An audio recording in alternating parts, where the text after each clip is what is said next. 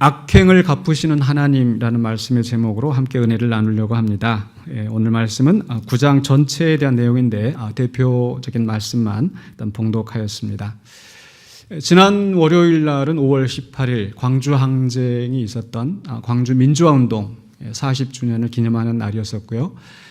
그 당시에 저는 광주일고에 재학 중이어서 고등학생 신분으로 광주 그 현장에 있었고, 또 지금 아마 이 시기쯤 24일쯤에는 한참 그 공수부대원들이 또 이렇게 민간인들을 막 이렇게 때리고 그런 일들이 진행됐었던 그런 기억이 납니다. 그때 많은 사람이 죽임을 당하였고 또 고문을 받고 고통을 당하였습니다. 그런데 거기에 대해서 최종 책임을 가진 사람 전두환 씨가 그것을 계속 부인하고 있다가 1997년에 대법원에서 최종 판결이 났죠. 50 비리와 광주 학살의 최종 책임자로서 죄값을 물어서 이제 무기징역에 처하고 지금은 이제 사면을 받았습니다만은, 그리고 또 아울러서 추징금만 2,205억 원. 보통 사람들은 1억 원만 해도 만지기 어려운 돈인데 2,205억 원을 이제 추징금으로 이제 환수하기로 했습니다. 그 뒤로도 계속 버티고 이리 빠지고 저리 빠지고 그런 일들이 있었고, 또 무슨 전두환 환수법 이런 것도 만들어서 이제 그걸 추징하기 위해서 또 정부에서는 또 애를 쓰고 있는 상황이죠. 그런데 지금까지도 절반이 미납됐다고 합니다. 한 1,005억인가 그 정도가 1,005억. 그냥 진짜 1, 2억도 아니고 정부에 내야 될 돈이 1,005억인데 없다고 버티면서 내 통장에는 29만 원밖에 없다.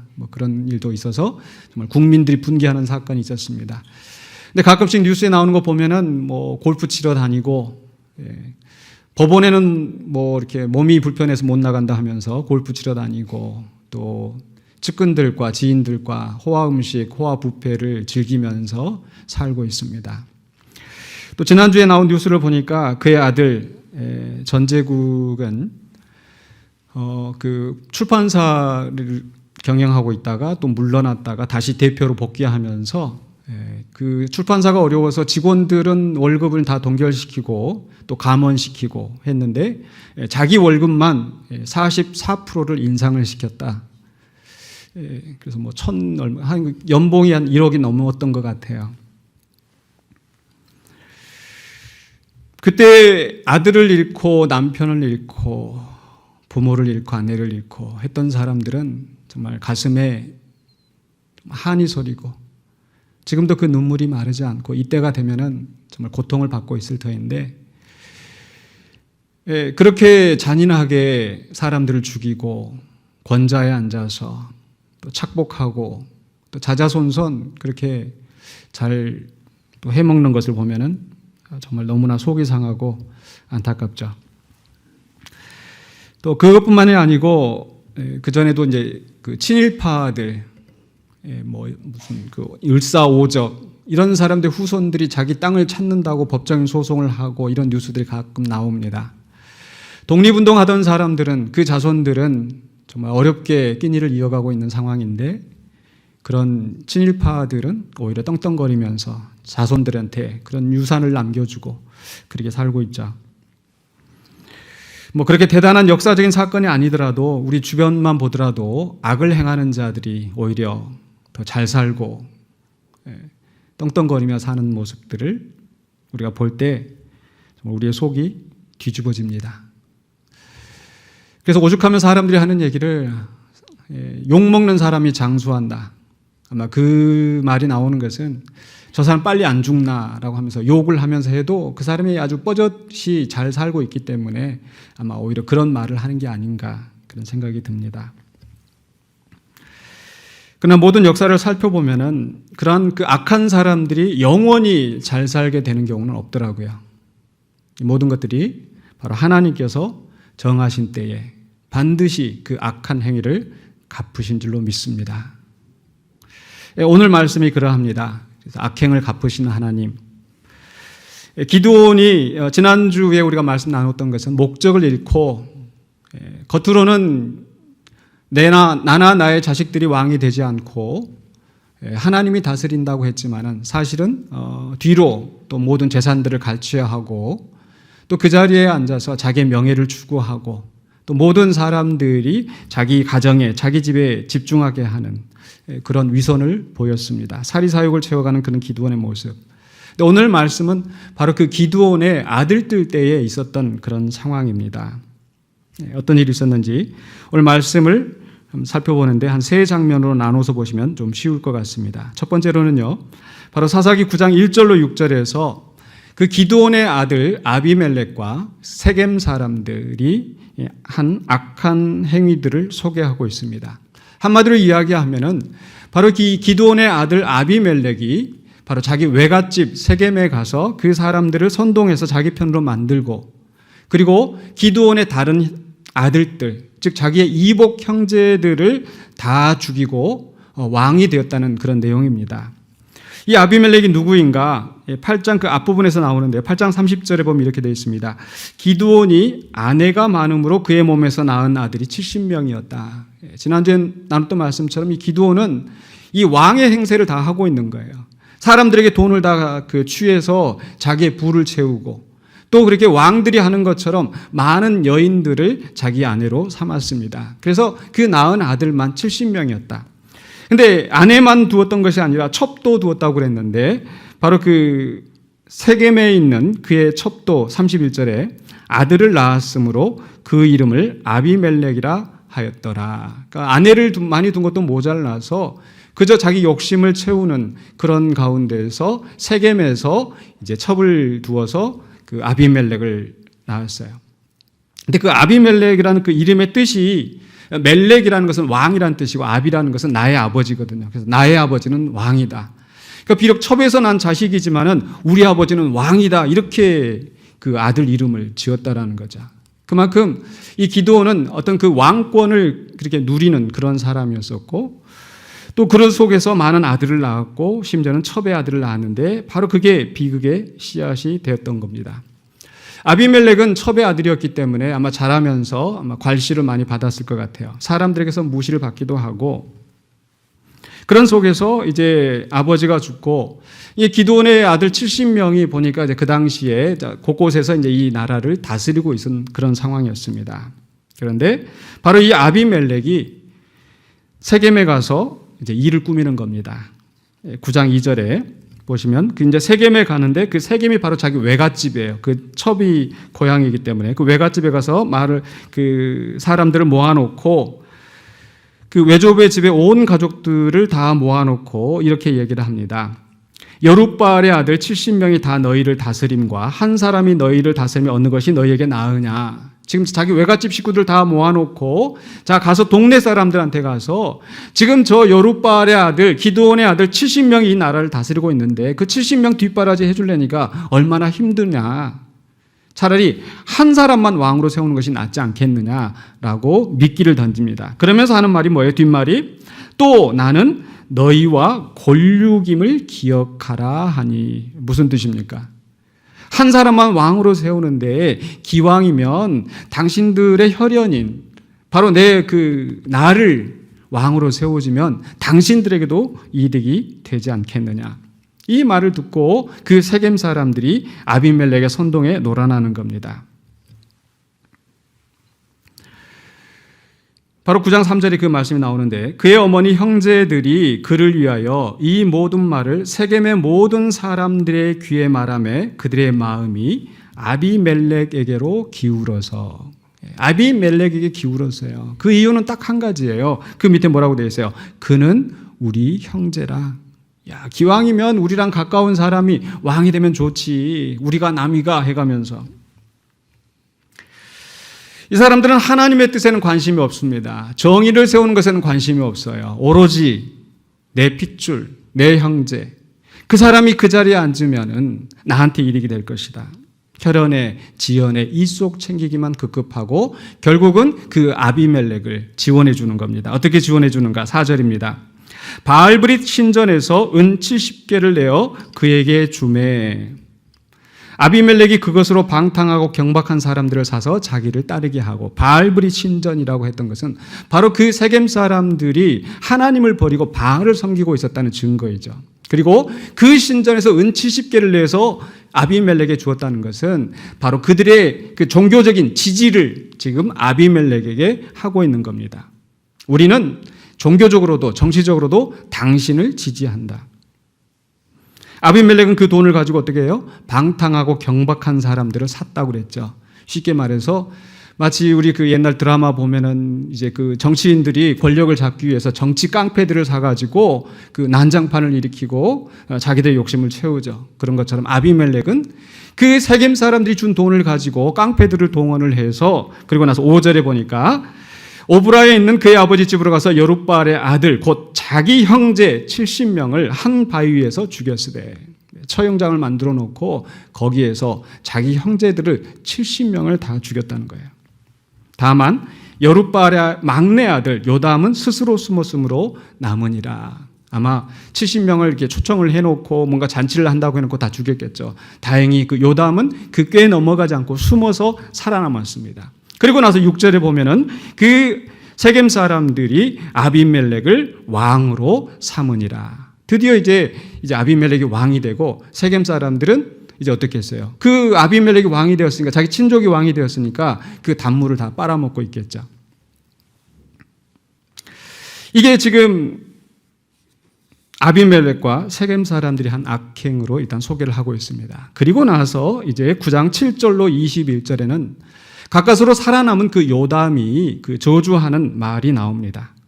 먼저 7절로 15절에서는 이 요담이 이 세겜 사람들을 모아놓고 그 산꼭대기에 가서 크게 외치는 겁니다. 마치 선지자가 외치는 것처럼 이 요담이 세겜 사람들을 향하여서 외치는데 먼저 이야기로부터 시작을 해요. 마치 나단 선지자가 다윗의 죄를 지적하기 위해서 그 이야기를 하는 것처럼, 그 이야기인 즉슨 바로 나무들이 자기들 가운데 왕을 세우기 위해서 감람나무를 찾아갑니다.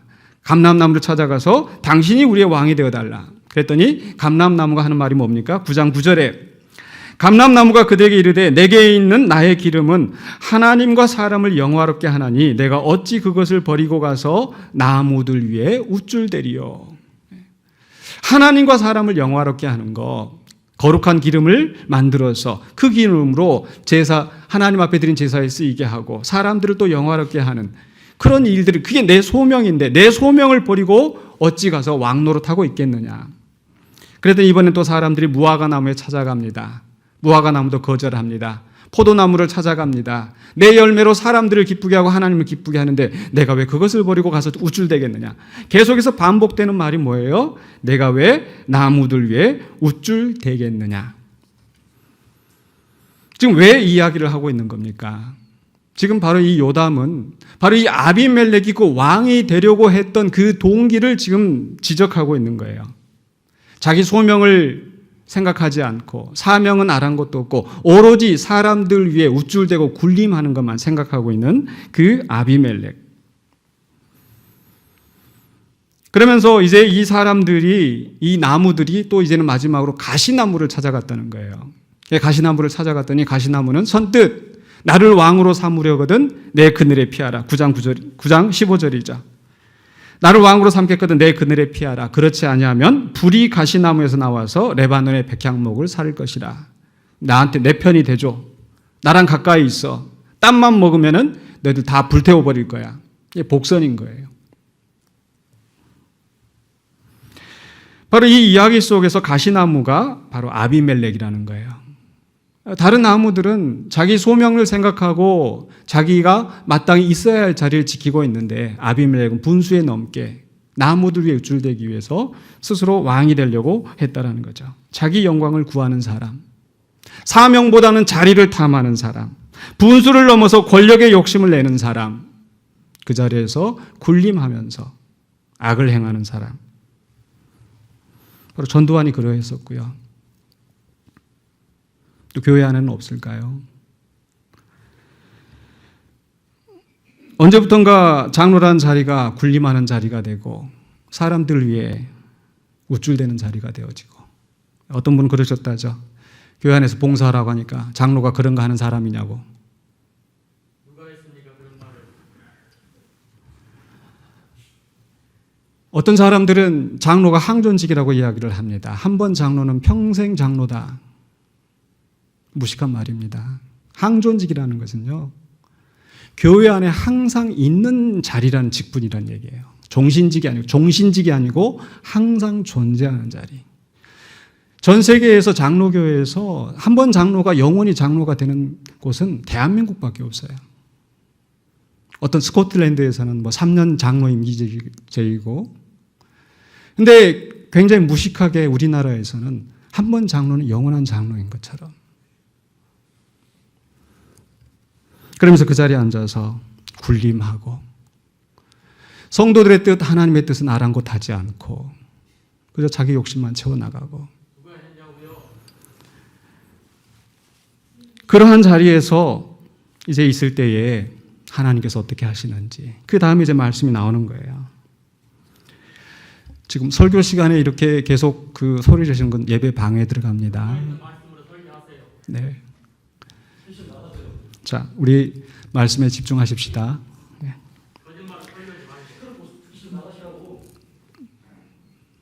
자, 거기에 대해서 이제 이 유화를 한 다음에 실제로 지금 이 요담이 하는 얘기는 16절로 21절에서는 바로 이 아비멜렉 가시나무를 향해서 이야기하는 것이 아니라 그 나무들인 세겜 사람들을 향하여서 질책을 하고 있어요. 16절입니다. 이제 너희가 아비멜렉을 세워 왕으로 삼았으니 너희가 행한 것이 과연 진실하고 의로우냐? 과연 그 아비멜렉을 왕으로 삼은 것이 진실하고 의로우냐? 이것이 여룻바알과 그의 집을 선대함이냐? 이것이 그의 손이 행한 대로 그에게 보답함이냐? 질문을 던지는 거죠. 여룻바알과 그의 집을 선대함이냐? 무슨 뜻입니까? 물론 기드온이 많이 실수가 있었어요. 하지만 적어도 정말 자기의 목숨을 무릅쓰고 위험을 무릅쓰고 그 전쟁터에 나가서 그 싸워서 이기게 했던 그런 공로가 있는데 지금 이 사람들은 뭡니까? 지금 그 여룻바알 집의 그 자식들을 다 씨를 말려버린 그 일에 지금 동참하고 있지 않았습니까? 8장에서만 하더라도 당신이 왕이 되어 주십시오. 당신의 아들들이 우리를 다스려 주십시오. 그런데 이제는 그걸 배반하고 그 아들들을 죽이는 거예요. 이것이 과연 여룻바알과 그의 집을 선대하는 것이냐? 기드온이 그 공로를 세웠던 그것을 그대로 갚아주는 것이냐? 그런데 그보다 더 마음을 찌르는 질문이 뭡니까? 너희가 행한 것이 과연 진실하고 의로우냐? 너희가 행한 것이 과연 진실하고 의로우냐? 사실 기드온의 아들들을 몰살한 것은 누구예요? 그 아비멜렉이 가서 깡패들을 사가지고 죽였잖아요.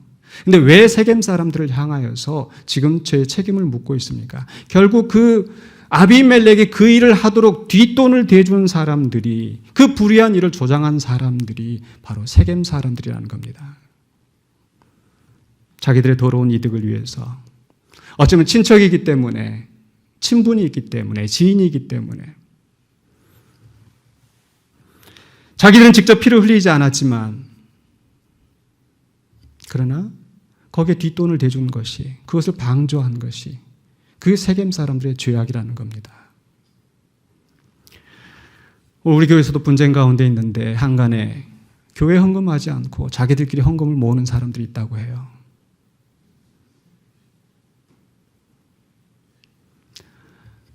왜 교회 헌금을 하지 않는지, 이 자리에 예배가 정말 이 예배가 아니라면 왜 이 자리에 와서 예배를 드린지, 이 자리에 와서 예배는 드리고 헌금은 따로 하고 그 헌금 가지고 결국 무고한 사람들을 고소하고 고발하고 법적인 소송을 만들어 나가고 그 피 흘린 책임에 대해서 과연 책임이 없다고 할 수 있을까요?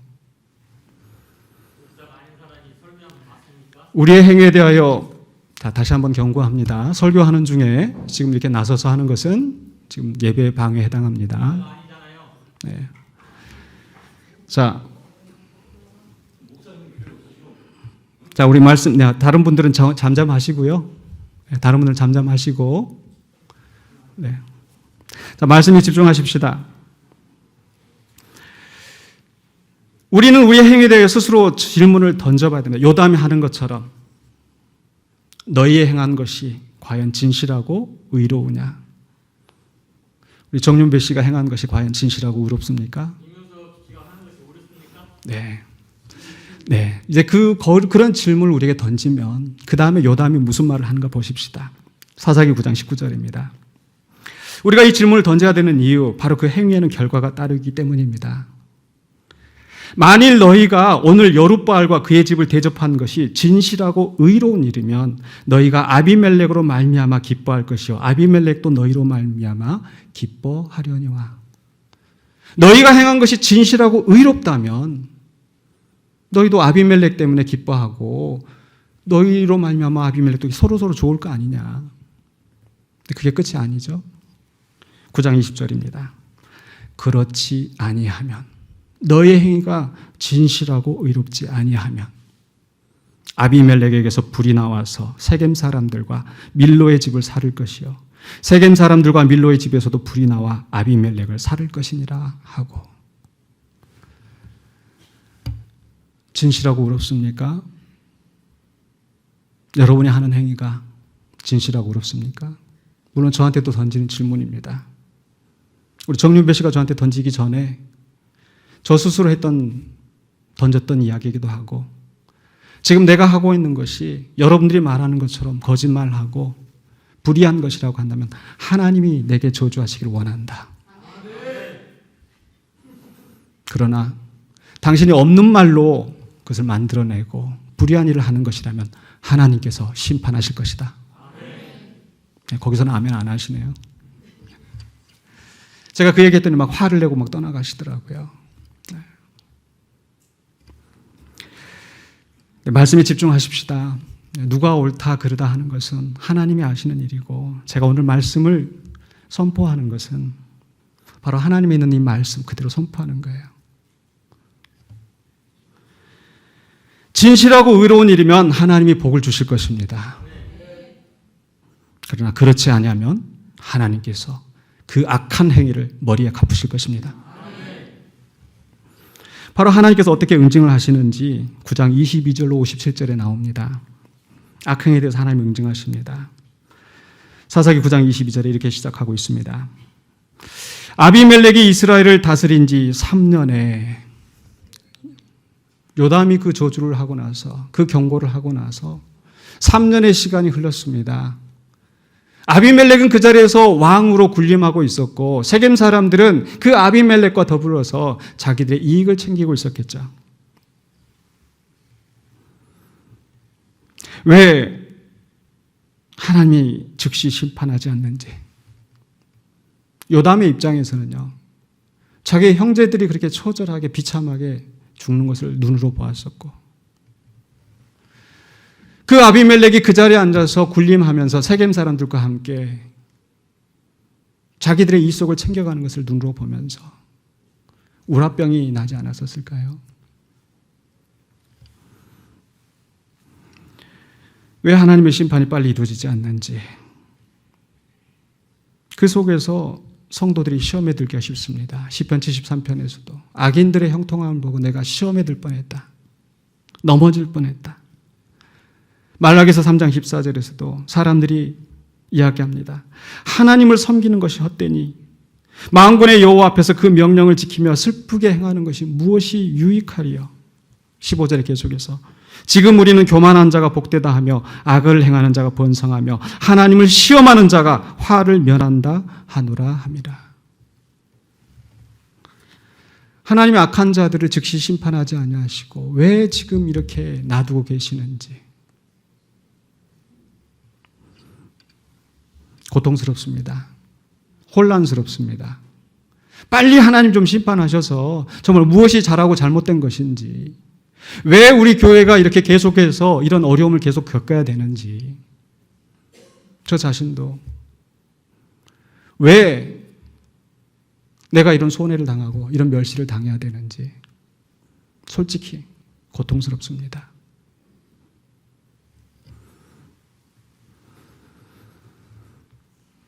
악한 사람들은 형통하고, 물론 여러분 저는 선한 사람이고 악한 사람이고 이런 얘기를 하는 게 아니고요. 정말 하나님의 뜻이 왜 속히 이루어지지 않는지 기다리고 기다리면서 고통당하고 있는 그 심정들, 그걸 말씀드리는 거예요.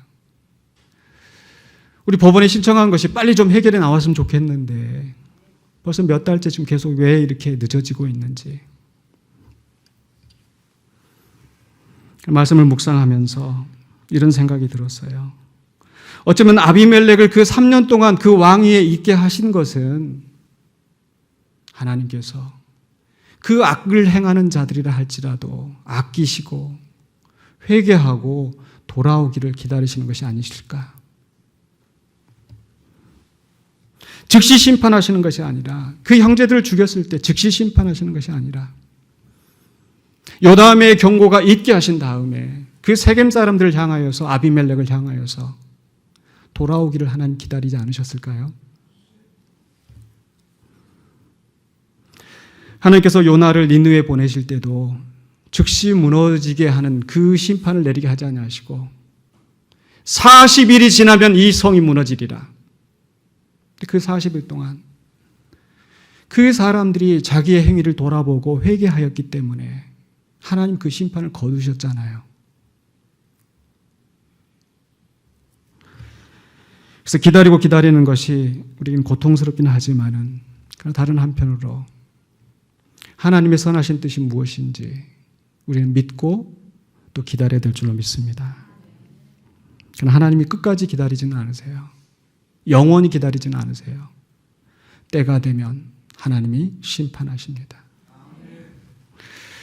하나님 어떻게 심판하시는가? 23절에 보니까 하나님이 아비멜렉과 세겜 사람들 사이에 악한 영을 보내심에 세겜 사람들이 아비멜렉을 배반하였으니 하나님이 악한 영을 보내셨대요.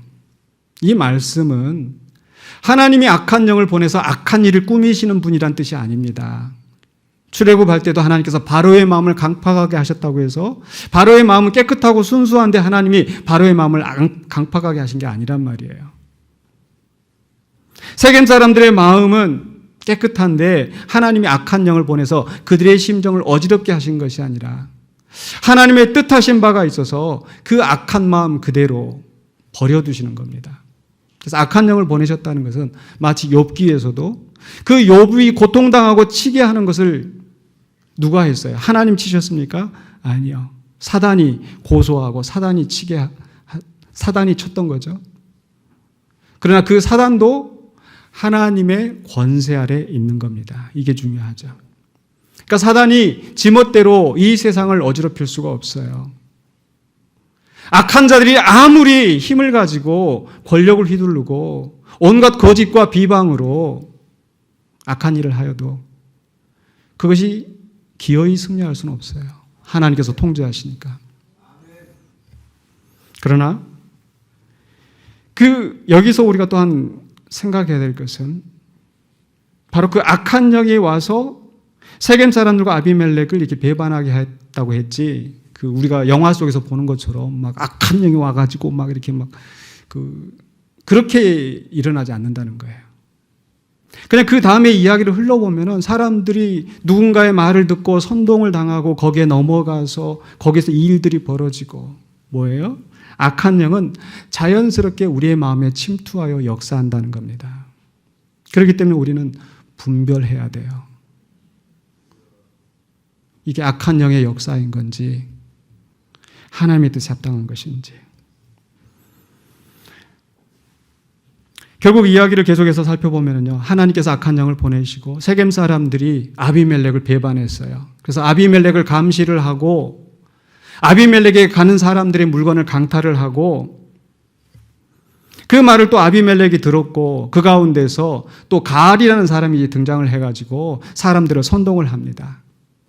아비멜렉은 누구고 여룻발이 누구길래 왜 우리 세겜 사람들이 그 사람들을 섬겨야 되느냐고. 차라리 우리 조상 하몰의 후손들을 섬기는 것이 낫지. 세겜 사람들은 또 마음이 변하여서 이제 그 가알을 쫓아가는 거예요. 한번 배반했던 사람은 또 배반하고. 근데 그 배반하는 역사가 악한 영의 역사라는 거예요. 우리 그럴 수 있잖아요. 우리 주변에 보면 왜 저 사람이 저렇게 되었을까?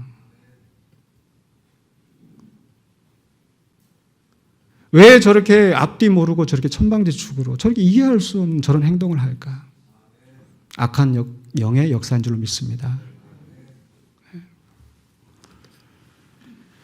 결국 아비멜렉이 그 세겜에 또 이제 스불이라는 그 방백이 있었는데 이제 성주입니다. 그 세겜성의 성주.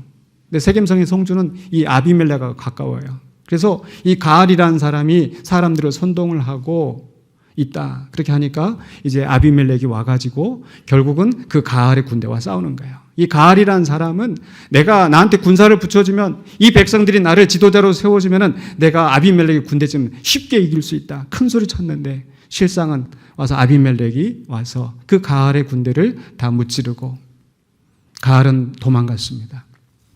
그런데 문제는 거기서 끝나는 게 아니라 아비멜렉이 그 다음에 또 이제 사람들을 또 이렇게 그 공격을 해서 밭에 나온 사람들을 공격을 해서 매복해가지고 공격을 하는데 9장 45절에 보니까 이렇게 되어 있어요. 아비멜렉이 그날 종이토록 그 성을 쳐서 마침내는 점령하고 자기 외가 식구들이고 그 동네들인데 그 성을 종일 쳐서 점령하고 근데 점령한 데서 끝난 것이 아니라 어떻게 했어요? 거기 있는 백성을 죽이며 그 성을 헐고 소금을 뿌리니라. 사람들을 죽이고 성을 다 헐어버리고 거기다 소금까지 뿌렸다는 것은 우리 소금 뿌렸다는 것은 우리는 뭐 이렇게 재수 없으니까 뭐 소금 뿌리고 그런 소금 뿌리는 게 아니고요. 바로 밭에다가 소금을 뿌리면 어떻게 되겠어요? 더 이상 농작물이 자랄 수 없게 땅을 황무지로 만들어버린 거예요. 성을 다 헐어버리고 철저하게 보복을 한 거죠.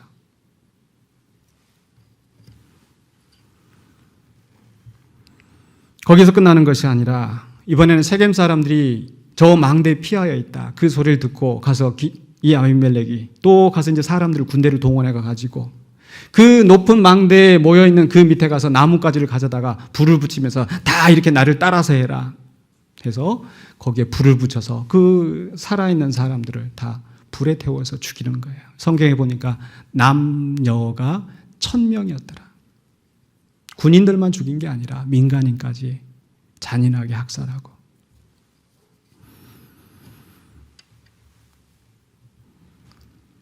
그런데 왜 이런 일이 일어났는가? 바로 그 세겜 사람들의 악한 행위를 하나님이 갚으셨다는 거예요. 아비멜렉은 어떻게 되었는가? 그 다음에 아비멜렉은 또 가서 세겜을 정복한 다음에 50절에 보니까 데베스에 가서 데베스에 맞서 진치고 그것을 점령하였는데 이번에도 그 데베스란 다른 도시예요. 다른 도시에 가가지고 거기에도 사람들이 다 지금 피해서 망대에 가서 모여 있으니까 세겜에서 한번 성공을 했으니까 이번에도 가서 성공하리라 하고 그 자리에 가서 이제 불을 아마 지피려고 했을 거예요. 거기까지는 성경에 안 나와 있지만 그런데 거기에서 그 위에서 한 여인이 맷돌 위짝을 던져서 그 아비멜렉이 맞고 두개골이 깨졌습니다. 머리가 깨졌습니다. 아비멜렉은 내가 여인에게 죽었다 할까 한다 하고 그래서 그 죽어가는 순간에 그 청년 자기 옆에 있는 군사에게 나를 차라리 네가 나를 죽여라. 그리고 그 전쟁터에서 그 망대 밑에서 그 세겜 사람들을 망대에서 불태워 죽였던 아비멜렉이 데베스의 망대에서 여인의 돌에 맞아서 비참하게 죽은 거죠. 이런 모든 일들이 왜 일어났는가? 오늘 말씀이 이렇게 마무리하고 있어요. 9장 마무리하기를 9장 56절에 아비멜렉이 그의 형제 70명을 죽여 자기 아버지에게 행한 악행을 하나님이 이같이 갚으셨고 하나님이 갚으셨어요. (9장 57절입니다) 또 세겜 사람들의 모든 악행을 하나님이 그들의 머리에 갚으셨으니 여룻바알의 아들 요담의 저주가 그들에게 응하니라. 여기서 우리가 발견한 하나님 어떤 하나님입니까?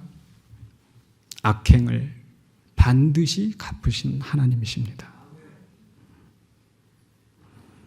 그렇기 때문에 오늘 우리 말씀을 우리가 어떻게 적용해야 될까요? 첫 번째로는요, 하나님의 심판을 두려워해야 됩니다. 그냥 아무데나 넙죽넙죽 아멘 할 것이 아니라 하나님의 심판을 두려워해야 돼요. 자신을 돌아보고 과연 내가 사람들 위해 우쭐대고 있는 것은 아닌지, 내게 주어진 소명이나 사명은 뒤로 하고 그저 권력에 취해서, 명예에 취해서 사람들 위해 우쭐대고 있는 것은 아닌지, 그 알량한 힘을 가지고 무고한 사람들을 고발하고 고소하면서 성도들을 거짓말로 고발하고 죄를 뒤집어 씌우고, 그게 피 흘리는 죄 아닐까요? 지금 꼭 피를 흘려야 피 흘리는 죄이겠습니까? 하나님 아시잖아요. 우리 그걸 본 사람들도 다 알잖아요. 자신을 돌아보고 정말 오늘 요담이 던졌던 질문처럼 너희 행하는 것이 진실하고 의로우냐? 우리 옆 사람한테 한번 물어보십시다. 당신이 행하는 것이 진실하고 의롭습니까? 당신이 행하는 것이 진실하고, 네, 잘하고 계세요. 네, 당신이 행한 것이 진실하고 의롭습니까? 이건 누군가에게 던지는 질문이 아니고 바로 우리 자신들이 스스로 던져야 될 질문이에요. 나의 행한 것이 진실하고 의로운지. 나의 행한 것이, 우리 다 같이 해봅시다. 나의 행한 것이 진실하고 의로운가? 진실하고 의로우면 하나님이 복을 주실 것이고, 그렇지 않으면 저주하실 것입니다. 아멘. 아멘. 하나님의 심판을 두려워해야 돼요. 두 번째로는요, 악한 자들로 인해 실족하지 말라는 겁니다. 악한 자들이 여전히 큰 소리 치고 천지분간하지 못하고 교인들을 시험에 들게 만들고, 늦어지더라도 하나님의 정하신 때에 심판이 이루어질 것입니다. 그렇기 때문에 악한 자들로 인하여서 실족하지 마시기 바랍니다. 세 번째로는요, 요담이 그러했던 것처럼 악한 자들을 향하여 권고할 필요가 있습니다. 악한 자들을 향하여 권고하라. 마태복음 18장에 있는 말씀처럼 너희 중에 누군가 죄를 범하거든 가서 개인적으로 가서 권면하고, 그 말도 안 들으면 두세 사람 가서 권면하고, 그 말도 안 들으면 교회에다 이야기하고, 교회에서 이야기해서 그 말도 안 들으면 외인처럼 여기라.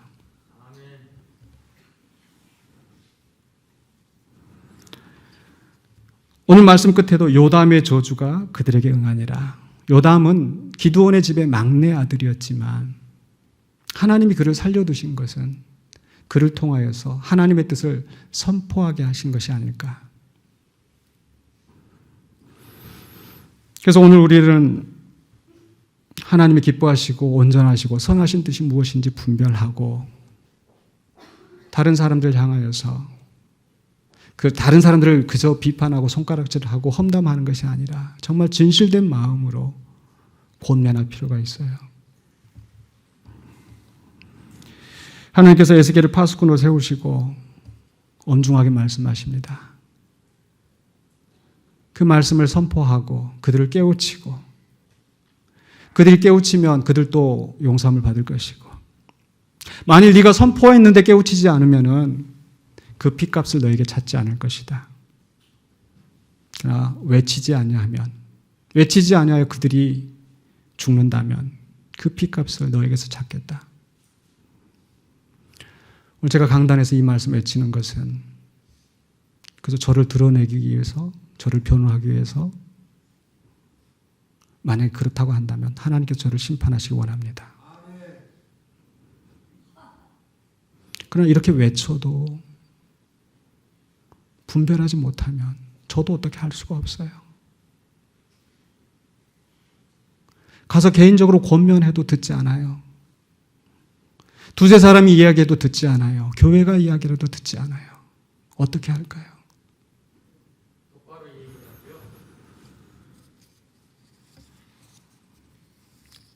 하나님께서 기다리고 계신 줄로 믿습니다. 영원히 기다리지는 않는다는 것.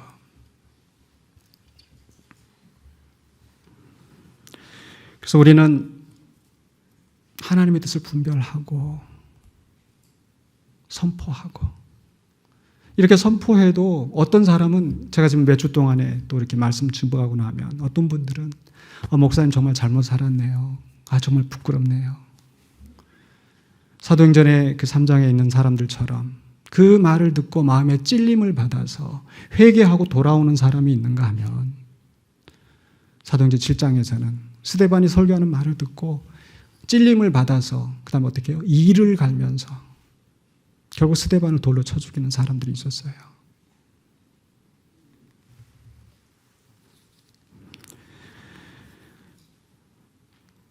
그건 단지 목회자에게만 주어진 사명이 아니라 우리 성도들에게 주어진 사명인 줄로 믿습니다. 악한 일에 섣불리 가담하지 마시고, 악한 자들을 방조하지 마시고, 부드러운 말로 권면하실 수 있기를 바랍니다. 마지막으로 네 번째로, 이 말씀 가운데서 우리가 적용해야 할 부분이라면 바로 이 아비멜렉과 정반대되는 왕이 있습니다. 아비멜렉은 첩의 아들로 태어나서 불의한 방법으로 그 왕권을 취하고 자기 가까운 친척들에게서 지지를 받아서 그런 악한 일을 하고 개인적인 보복을 하고, 첩의 아들이 아니라 하나님의 독생자이신 예수 그리스도가 사람들 위해 우쭐 대시는 것이 아니라 스스로 낮아지셔서 육신을 입으시고 사람들 위해 군림하는 것이 아니라 섬기러 왔노라라고 말씀하셨던 우리 주님. 그리고 십자가에 못 박혀 죽기까지 하나님의 뜻에 순종하시고 하나님의 소명을, 하나님의 뜻을 이루셨던 분. 자기 백성에게까지 배척을 받으셨던 바로 그분. 그럼에도 불구하고 자기 백성을 구원하실 뿐만 아니라 이방인까지 구원하셨던 바로 그분. 예수 그리스도가 우리의 왕이십니다. 그분 때문에 우리가 져야 될 악행을, 우리가 감당해야 될 죄값을 그 주님이 지심으로 우리가 죄사함을 받고 하나님의 자녀가 되었습니다. 그렇기 때문에 우리의 삶은 아비멜렉을 따라가는 사람이 아니라 우쭐대고 군림하면서 자기 욕심을 채우는 아비멜렉을 따라가는 삶이 아니라 우리를 위하여 목숨을 버리사 나를 사랑하신, 나를 사랑하사 자기 몸 버리신 바로 그분을 따라 살아가는 저와 여러분이 되시기를 주의 이름으로 축원합니다. 기도하겠습니다. 거룩하신 아버지 하나님, 은혜를 감사합니다. 오늘 우리에게 주신 말씀을 우리가 온전히 붙잡고 우리 자신을 돌아보고 우리의 행위가 정말 진실하고 의로운지를 살펴보기를 원합니다. 악한 선동에 끌려가는 자가 되지 않게 하여 주시고 악한 영에 이끌리는 자가 되지 않게 하여 주시고 온전히 우리 예수 그리스도를 본받아서 하나님의 뜻을 이루어가는 신실한 소명자로 살아가게 하여 주시옵소서. 하나님, 우리는 연약하고 부족합니다. 무엇이 진실인지 무엇이 정의인지 분별하기도 미련하고 약한데 성령님께서 우리의 마음을 주장하여 주시고 악한 영은 우리 가운데서 떠나게 하여 주시고 그래야 속히 우리 교회가 안정을 찾고 주님의 뜻, 주님의 나라 주의 영광을 이루어가는 신실한 군산영광교회 되게 하여 주시옵소서. 예수 그리스도 이름으로 기도하옵나이다. 아멘.